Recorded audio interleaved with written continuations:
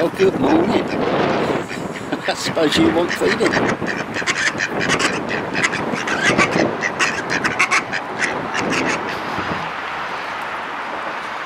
Pair of happy mallards now. Although the sky's looking nice and blue,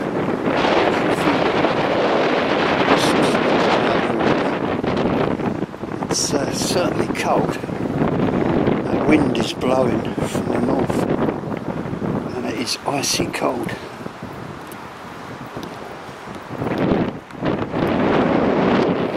We had a fair bit of rain yesterday.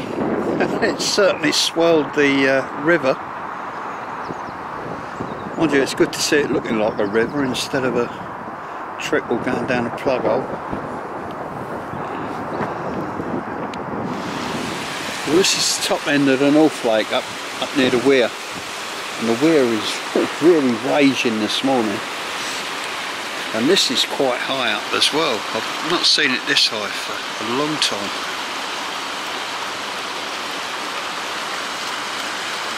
But there's very little in the way of waterfowl out on the water there.